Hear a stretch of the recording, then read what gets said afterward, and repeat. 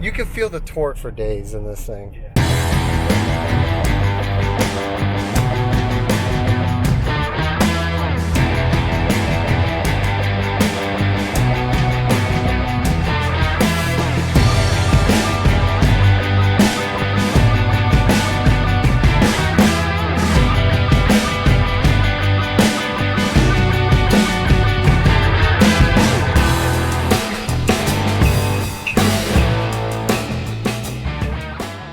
Welcome back to another episode of the GM Outlet YouTube channel. Today is another very cool day. We're gonna go take a look at a turbo Silverado. So I'm excited. It belongs to a tuner friend of mine. His name is Andy, and we're gonna go check it out. But first I want to show you why we are going over there. We're gonna get the active fuel management deleted off this computer because over the last 2 days I did a engine removal and replacement on this, a 2008 Avalanche 5.3 liter. Came with the LMG motor, which is a active fuel management 5.3 iron block motor with 799 heads. Pretty decent motor, just obviously with active fuel management we're not too excited about that. But this has been replaced with a LMF motor from 2011, I believe, which came with variable valve timing, and this engine that was originally in here did not. So what I had to do is, once the LMG motor came out of the Avalanche, I had to swap over the camshaft gear, and the timing cover. But this is a customer's car. He's a veteran. We got a really good deal for him on getting this thing up and running and an engine swap. The engine only had about 110,000 miles on it. The original engine had 318, so it's definitely a nice upgrade on the mileage. And of course, I don't know if you could see it right down there below the intake, but no more active fuel management. So that's awesome. Everything came out very well and everything went in very well. Really didn't give me any hiccups, but I have it basically done. Just needs oil, and I can't start it until we get the active fuel management removed from the computer. So Andy's going to do that for me today as well, and we're going to check out his turbo Silverado.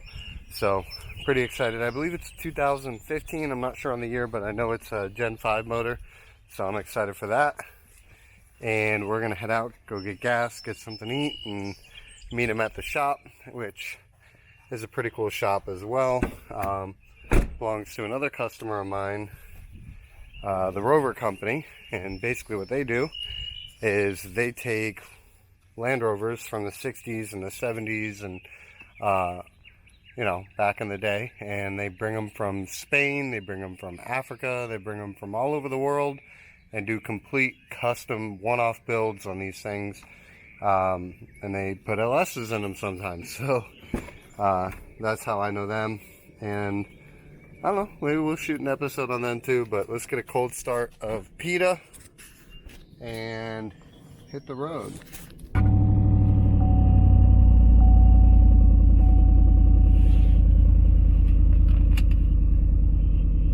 Not a bad deal. Let's hit the road.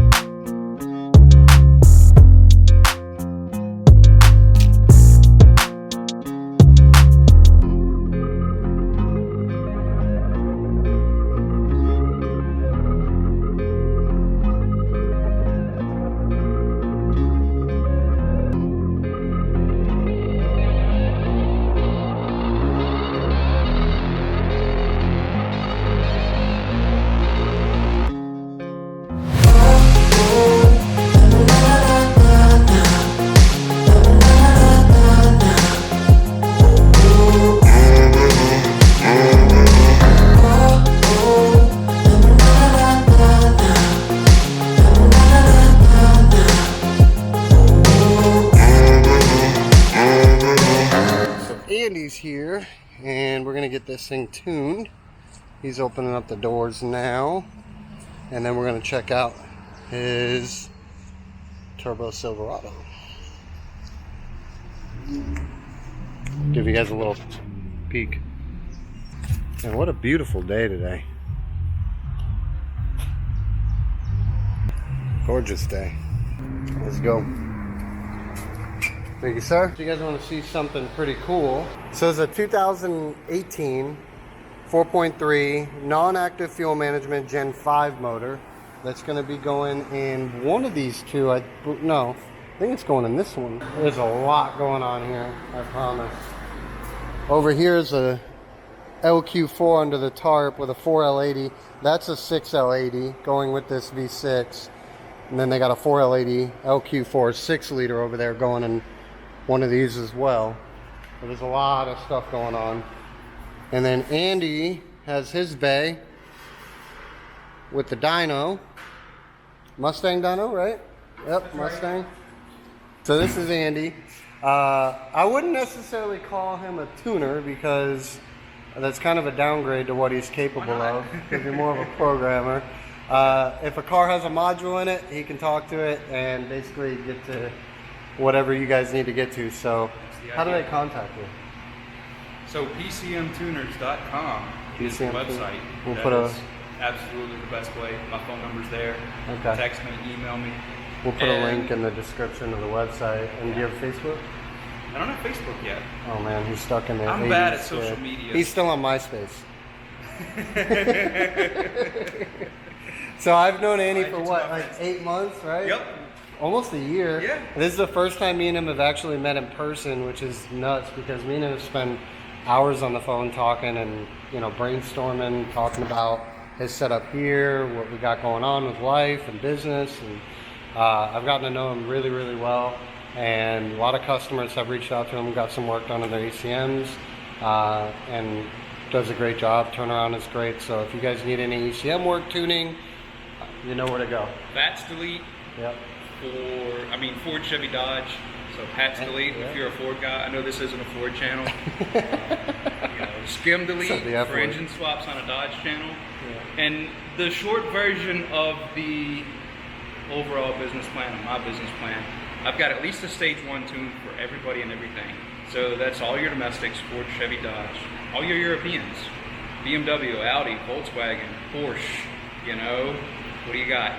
And then some Japanese stuff too, Toyota, Nissan, especially my 370 and my 350Z. Oh, right, yeah. Yeah. Are you into pop and bang? You want a Burgle tune? I'm your guy. Yeah, there we go. But really it's the, it's the domestics, and it's like 70% GM. Yeah. And I'm sure a lot of Dodge though, right? Do a lot of Dodge. Yeah, I bet. I mean, this is Atlanta, so yeah. I think we're the kind of big area when big it comes, Dodge. You know you're getting close to Atlanta when you see how cats start to ride by. Like, all right, I'm in Atlanta. They make a lot of power. Yeah. They don't make a lot of traction. That's the fun part, though. That is for sure the fun part. You ever, have you ever seen this thing work? I mean. Yeah, I did. So found it from a gentleman in Arkansas. I showed up and the shop was very legit. The guy was extremely knowledgeable. And I told him, hey man, make this thing work and I'll buy it. Yeah. So he drove a twin turbo C6 Corvette, LS2 powered, I think it was a 2006 model. Okay. Dropped it on the dyno, busted out like a 580 horsepower. Just real quick? Yeah, just real quick. He was gone in 45 minutes. And yeah, so I bought it. Very cool. Here it is. I did start a channel. It exists. It's called the Dyno Test Channel. Very cool. And for anybody who is watching Richard Holdner, I want to do Richard Holdner style videos, except with the car.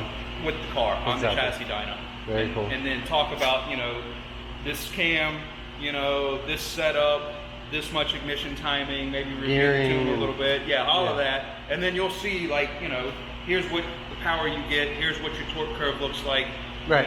And then just talk about it and share. So we're gonna get this computer tuned. Well, I say tune, we're just getting an AFM delete, pretty simple. There we go. So Andy's got a bench harness and an ECM or a laptop And we're gonna go into the mad scientist's office. Yeah, this is pretty simple. I made this for just repeatability. If you want to email me your computer, I can put a nice stage 1 tune on there for you. Or you can physically mail it, which you've done in the past. Oh yeah. Yeah. I meant to say physically, man. We could package it up and email it. If you figure out a way to email a computer, we're going to make a lot of money. A lot of money, yeah, for sure. So approximately how long does this take? 10 minutes. So we've done this exact thing before, me and you, where the Avalanche customer in Alabama bought an LMF motor, had that put in, and then we emailed you the computer. We mailed him the computer, and then as soon as he got it, the AFN delete, and then sent it back, and the customer's still driving it today. No problems, no issues. But this isn't terribly difficult to do if you buy your own, HV tuners device. A lot of people are using that. The software is pretty straightforward. There's tons of help on the forum, HV tuners forum, the internet and stuff. Right. This particular software is from a company called Westers. They're out of Canada, and it's very expensive. It's thousands of dollars. It's about, I think I paid $5,500 for it. The advantage is it gives you all GM vehicles, right, from 96 and new. So any GM vehicle, which means if you got a Volt, right? Yes. We can talk to it, yeah, which is nuts. We can talk to it. Tahoe hybrids, Absolutely. cruises, All the 4-cylinder stuff, all of the 6-cylinder stuff.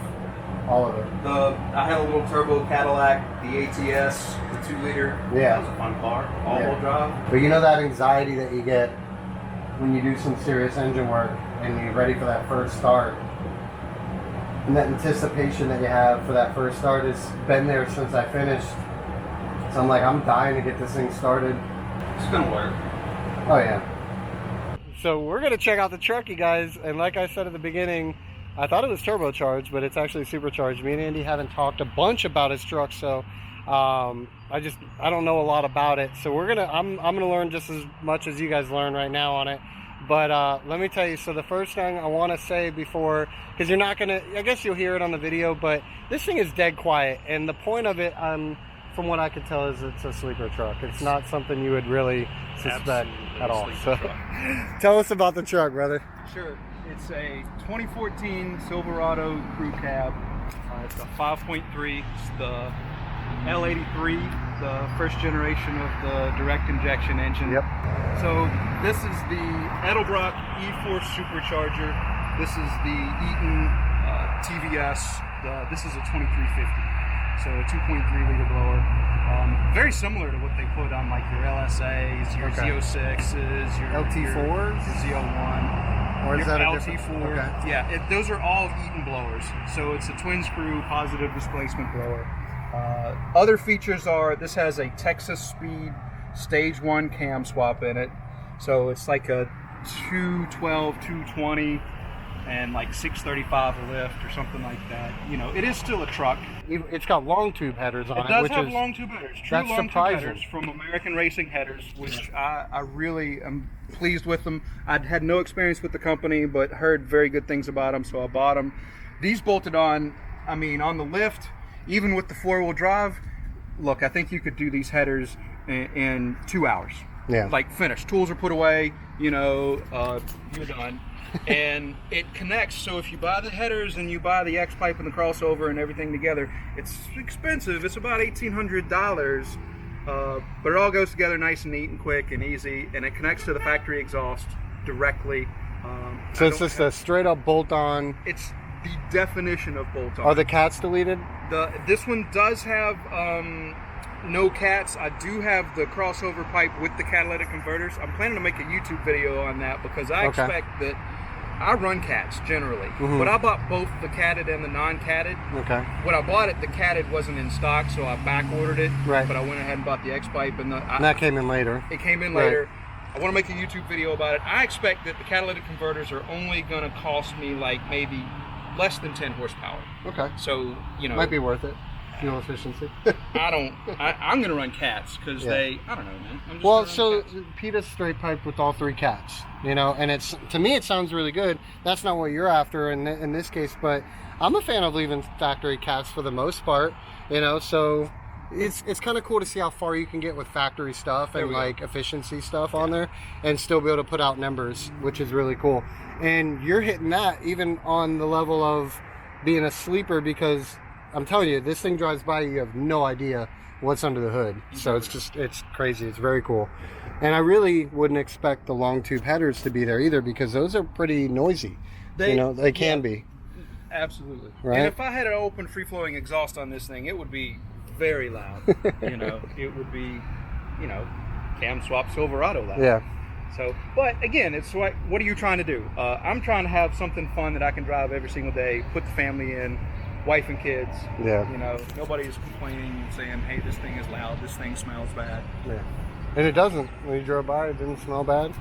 I mean, it's a really, really tamed truck for what it is, because you really, I don't know, I just wouldn't expect to see an Eaton Supercharger underneath this thing. If you drove by me, I would have no idea. But it's a Gen 5 motor, which is just a more engineered version of an LS. It's not all that much different. It's got a mechanical fuel pump in the back. Did you have to do anything with the mechanical fuel pump to make this work? Or? So this has, there's a lash adapter or something, and the cam swap has got a bigger fuel lobe on it. Okay. It's a plus 32%. If you go on the Texas Speed website, and I'm sure Brian Tooley Racing and all the other usual suspects, they'll tell you about it. Yeah. But it's actually very similar cam swap as far as the physical, like removing the cam, putting the new one in. It's still a small block Chevy at the end of the It's day. still a small block Chevy. There's more stuff on top of the engine that's got some really solid stainless steel piping underneath there. It runs, we're talking thousands of PSI. Yeah, isn't it like 50,000 PSI or something like that? I don't some know crazy off number. the top of my head. They get some real crazy numbers. It's like diesel numbers, right? The numbers that's coming to mind are like in the 4,000 range. Okay.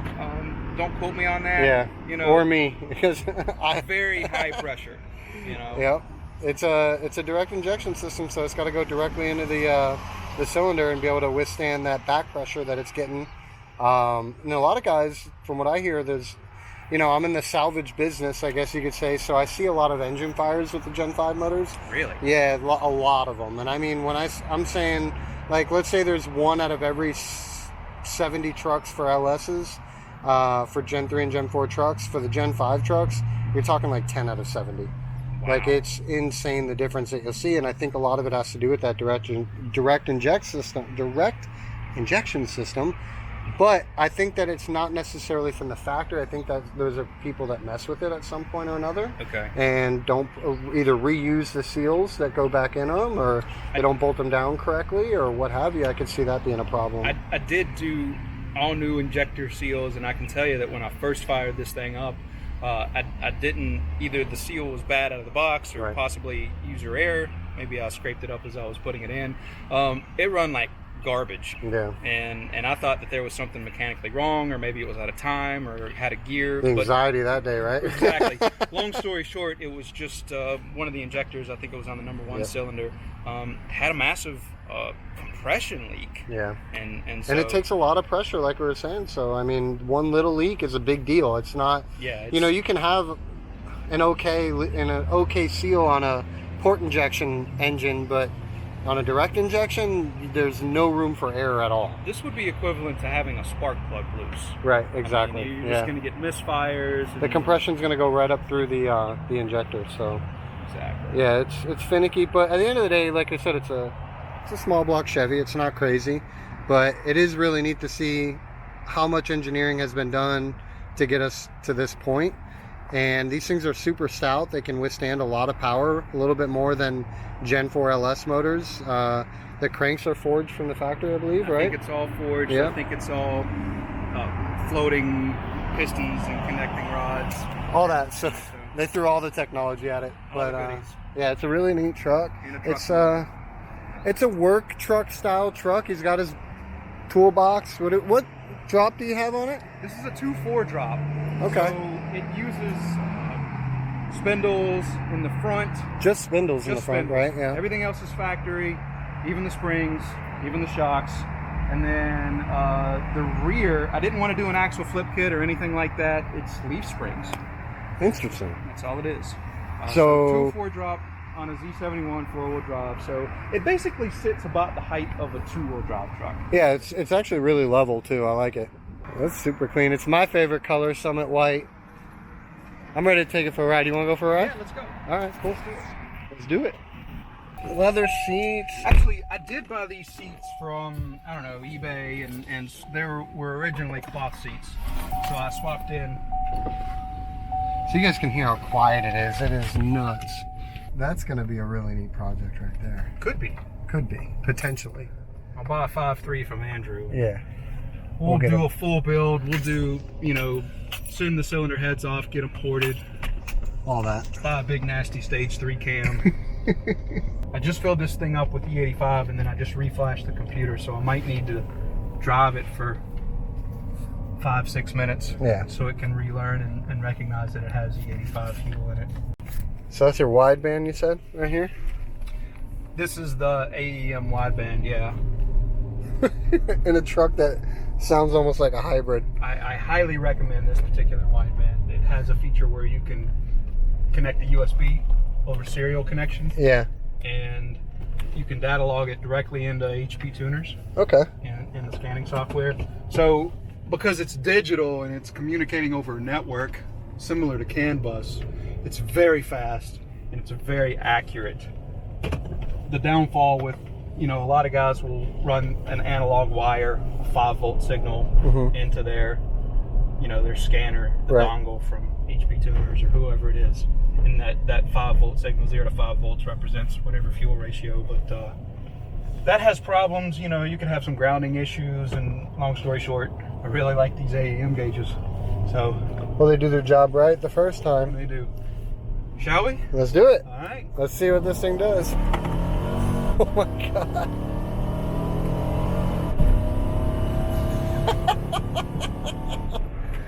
Oh my God. Not bad for a big No, truck. man. That's nuts. It's only 4 pounds of boost. That's crazy. Maybe 5. It just is not what you would expect from this thing. And it has That's fun. torque for days. Yeah. It'll put you in your seat. This is crazy. I'm curious, I'll put you on the spot. How does it compare to the 6-liter Avalanche? The black one with the well, big that wheels. one had a different presence. Right. Right? So the torque was obviously there. You can feel the torque for days in this thing. Yeah, you can feel it. When it grabs another gear, because did you do the, doesn't feel like it, I could be wrong, but did you do the torque converter? No, this Right, has so factory exactly. stall converter in it. So you can feel how hard it's grabbing that next gear, and you can really gauge the torque feeling from when it grabs that gear, because it's almost instantly locking up, isn't it? Yeah, it is. And that's in the calibration. Right. I mean, I set it up to shift That's really crazy. hard. But the 08 Avalanche 6-liter LSA supercharged truck needed to be tuned a little bit better. Okay. So we didn't get on it completely, but the presence, the overall presence that you're feeling inside that truck is of how loud it is, how tall it was, and it was just so in your face, which I like and enjoy. It's very contrasted to this truck, it's the exact opposite. So it's hard to gauge how fast that truck actually is with all that into consideration. So it's just very different. Because it's louder and it's just set up to be overall more aggressive. More aggressive, exactly. And it's a 4L80, right? This is what, a 6L80, right? Yep. So you got 2 extra gears. So this is grabbing more gears. According to the internet, this will die tomorrow. Especially with that stock converter. I do have a Yank stall converter at the house, sitting on the shelf, ready to go. Yeah. You want to pull up next to PETA and we'll go take that for a test drive. You can see how that drives. Well, that was a lot of fun, guys. If you ever get a chance to ride in a supercharged 2015 4-door work truck, definitely do it. So, not bad for a driver. No, not bad for a driver. It's cool. Very cool. Thanks, man. So, we're going to end the episode here. We took it for a test drive. This is freaking awesome. Andy, you're a real one. We're going to go test drive PETA. This may be the new owner of PETA. I do have it for sale. Tempted. He's tempted, but I can't keep it. You know, I gotta, things change in life, and sometimes you gotta get rid of projects, and unfortunately PETA is getting the boot, and we're gonna keep the Suburban. So we do have 3 kids, and we gotta be able to move them around. I don't think you can fit 3 kids in No, that not truck. in the Suburban, or not in the single cab for sure, but appreciate you guys watching. It's very cool to come over. We're gonna do a full episode on the Rover guys for the Rover company at some point soon.